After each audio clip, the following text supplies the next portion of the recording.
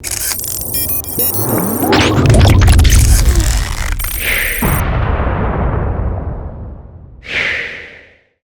what's going on, everyone? Vega here for SerpentX Tech, and in this video, it's going to be more of a talking head video because I want to go over the subject that keeps going around, and I'm seeing a number of content creators talk about it, and that is, should you buy secondhand GPUs that were used for mining? It's a topic that's come over many times throughout the years as various cryptocurrency rises and falls. You know, every time crypto hits a new all-time high, a lot of people are buying hardware because they want to cash in, milk the cow, and then when, of course, the cryptocurrency market dumps, they're selling their hardware. So it's been going on for many years and will continue to go on for years to come. But, you know, Jay's 2 cents really did a video recently that was like, never seen Nvidia do this.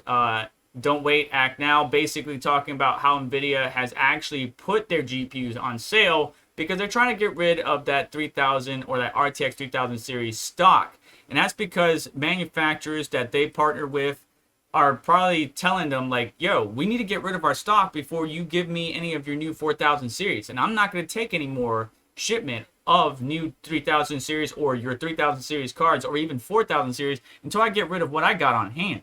And so Nvidia is kind of in a pinch. So there's been sales that we've been seeing, not only on Amazon Prime. EVGA had a 23 anniversary sale where they were selling some components for 23 cents. We got a number of content creators coming out with videos, Buildzoid, or actually hardcore overclocking, which I'll have Jay's and Buildzoid's video linked down below, talked about this particular topic. And, you know, both of them have some valid points. There was a lot of reaction videos to Jay's 2 cents. I wouldn't agree 100% either way, but I just want to weigh my thoughts. We got a lot of articles coming out lately about it, about whether or not you should buy used mining GPUs. Is it safe to buy used mining GPUs? As the market becomes more and more saturated with used GPUs, well, I got news for you. And what's funny is Moore's Law is Dead actually talked about it, even though I've been mentioning it in past videos, is that this isn't really a GPU flood. It's kind of more of a trickle. Depending on your location, country, state, wherever you are, what you're seeing most recently is going to be local miners to your area, probably the smaller or mid-scale miners that are just getting rid of inventory. It's not as profitable for them to mine, and so they're getting rid of their inventory now, but we haven't really got the full flood of secondhand GPUs, right? Nvidia 3000 series, AMD 5000, 6000 series GPUs into the market yet. And I do believe that is to come, which is why I made my previous video advising people to kind of wait. Not unless you need to build a system right now. If you need to build a system right now, you've been, you know, got everything ready to go, you're just missing your GPU, obviously, go ahead and grab yourself a GPU. They're getting close to MSRP, if not near MSRP, compared to what they used to be, and there's still more to come. However, if you're a user that has the benefit of waiting maybe just a little bit longer, I don't believe 4000 series is going to come out just yet because, again, Nvidia wants to get rid of all their 3000 series, which is why we're getting all these sales from Newegg to Amazon, Best Buy, so on and so forth. So that might delay things, but if we can kind of wait to that sweet spot right before the 4000 series launch, but when the Asia market, the miners in the Asia market, the miners to the east, you know, because I'm talking from a perspective of the United States, North America, start to sell their hardware and it starts to come across the seas and prices drop even further, that's kind of going to be the sweet spot where we see these cards are going well under MSRP. Maybe we might see the 580s actually be at the price they're supposed to be at because of how old they are, but they're still very much sought after for, you know, smaller scale miners and stuff like that. Even mid-scale miners are utilizing them. Now, the question is, should you buy these cards? Now, I want to show you my farm. I'm in Florida. I don't really have a farm. It's more like 4 rigs, basically, right? You see 3 here. You can see on this particular a Hive OS operating system, I have 1 card that's overheating, and it's not even overheating that by that much. It's actually running pretty dang good, and that is on this one, and that is the A2000, right? So I got 2 problems here. Anything, and let me just say this real quick. So anything above RTX 3070 Ti or above tends to thermal throttle on memory, which is why the Cool My GPU guys came out with their copper plates. People have been using copper shims, maybe replacing the thermal pads, whatever they can to try to keep those cards within the thermal limits. But the fact that they're doing that should be a key indicator of how miners, good miners, take care of their cards. Now, the other card that I have overheating here is the A2000.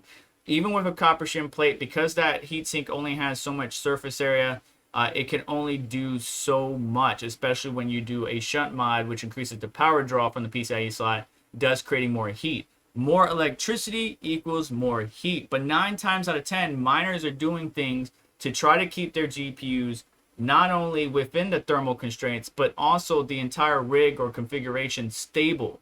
That's the key. Uptime is key, and that's the key to efficiency for them. If they can keep their systems up and running, mining 24/7, within a good thermal range, they're going to do that. There are some miners out there that I had to help out, for example, that got a bunch of cards, threw it on a rig, maxed the TDP out, and just let it hash, making them run very inefficient and also hitting those thermal limits that I had to tune and kind of clean up for them and stuff like that. There are some people that are like that. There are some people that don't have the luxury of utilizing AC, so they have to be creative, right? Whether it's immersion cooling, liquid cooling, whatever it may be, they're trying to keep the cards cool while still maintaining uptime. But there are individuals that are going to run their cards because they have nothing but ambient air. For example, the Midwest, that I know some colleagues up there, they're having 95, 98 degrees Fahrenheit ambient air temperatures, and obviously the heat index maybe like 105, 110. We hit 110 here in Florida, right? And so if I was outside using the ambient air to cool my GPUs, I would definitely be thermal throttling. I will be running these cards ragged, and that will be a big problem. So if you have a big mining operation that's a big warehouse and all you have is these giant fans pulling in that hot ambient air to cool it, yeah, you might be able to cool your rigs just fine with it, depending on the models, depending on what's going on. There's a lot of variance in there. But those operations tend to make sure that they maintain everything. They take care of it, right? They're taking care of their facility. They're taking care of their rigs. They're taking care of their individual GPUs. Hey, this rig is down. Why is it? All right, this card's running hot. Let's go ahead and unplug it, bring it over to the workstation, and get some work done to try to improve the thermal conditions of this rig, because uptime is more important. Efficiency is more important. But you do have some bad apples out there that will try to sell you cards, right? Because we've seen articles recently about how there was some 3080 sold that, the memory modules were dead, or they did some software adjustments or some type of BIOS modification and made it look like they got all 10 gigabytes of memory, but it was really only 8, or whatever it may be. There are some bad apples out there that may have ran their cards ragged, and then they're trying to make a buck off of the unassuming buyer. So it's really up to the buyer to ask tough questions. And Buildzoid is 100% right. He says, well, the seller can just lie. And that's true. The seller can lie. But you being the buyer, you're going to have to ask tough questions. You're going to have to invest some time. And this isn't even the main bulk of what people are calling the GPU flood. As Moore's Law is dead will back me up on that, which I'll also have I'll have them link down in the description, their video. So we're going to see more and more GPUs, secondhand GPUs hit the market. Price is going to go down further. That's going to force Nvidia's hand a little bit, because Nvidia is really waiting to see what AMD is going to do, right? Where is AMD's performance numbers at before I release the 4090? So they might be caught off guard. So there's going to be a benefit here for everybody to get their hands on GPUs to complete their gaming rigs, to build their son a rig, to build their family member a computer, whatever it may be, to get involved in the space, whether it's just gaming, tech related, folding at home, or mining. There's going to be plenty of opportunities, but you, the buyer, might have to ask tough questions. If the seller is not willing to show you proof, like, hey, can you show me the card working in the system? Can you show me the clocks in GPU-Z? Show me a sticky note with your, the buyer's name or something on it. Like, there's different things you can ask for, but 9 times out of 10, you're going to deter the seller from wanting to sell to you. And I understand that. But as these very weird conditions continue to come out, we, the buyer, are going to have to ask those tough questions to try to get the seller to work with us. Because 9 times out of 10, even though there's some type of buyer protection or something, what would happen is you get the hardware, you start playing around with it, and then right after the warranty, right after the buyer protection, right after that particular period, the hardware will fail, and then you're stuck like Chuck. Yeah, there might be some of them that you might be able to fix with some soldering, maybe some reflowing, whatever it may be. But this is the circumstances that we're in. So I wouldn't say blanket statement, don't buy mining GPUs. That is not a correct statement. There is miners out there, big and small, that do take care of their hardware, and when they sell you something, would probably last you a long time or a while. Biggest killer of GPUs is not only dust but electricity. As a card continues to operate at the same level, same clocks for longer period of times, you need to increase the voltage in order to maintain those clocks. And so over time, yeah, you run the components ragged, but the hardware these days is so much better than originally. Back in the day, ATI, Nvidia graphics cards, GeForce back in the day, that I wouldn't even worry too much about it. We just got to ask the tough questions. We got to find a seller that we can trust. If you do find a seller that you trust, maybe mark them, add them to your favorites, contact them, try to open up that rapport, start a line of communication with them. And then that way, when you see hardware being sold from them, you know you can get, you're going to get a reliable product. But 9 times out of 10, miners are taking care of their hardware. They're running it within thermal operations, sometimes even less than what gamers or enthusiast overclockers will push those cards to, right? Because those guys are trying to get the max frames per second. They're trying to get the max points for their benchmark, whereas miners are trying to get, they're pushing the memory on ETH really hard versus some algos are core intensive where they're pushing the core really hard. But 9 times out of 10, they're running within those thermal limits or well below. Sometimes they're undervolting and staying well below. So I wouldn't say don't buy mining GPUs. I would say challenge the seller.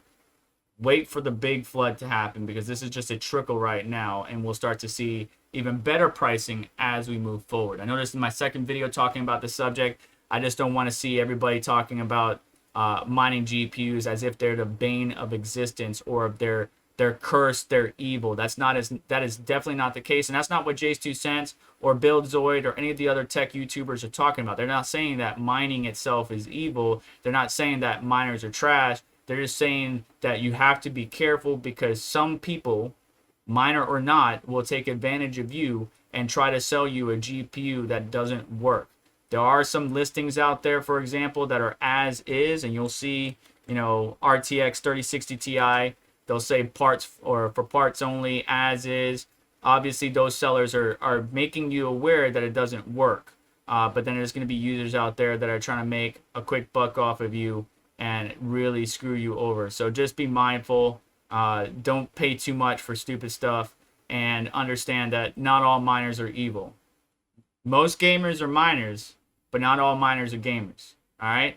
You guys have yourself a wonderful day. Please do me a favor on the way out. Hit the like button. Don't forget to get subscribed. Hit the notification bell to stay up to date, as well as check out links in the description that help support the channel, as well to Jay's 2 cents, Buildzoid, and Moore's Law is Dead. Very knowledgeable individuals in the space. And I will catch you in the next one. Take care.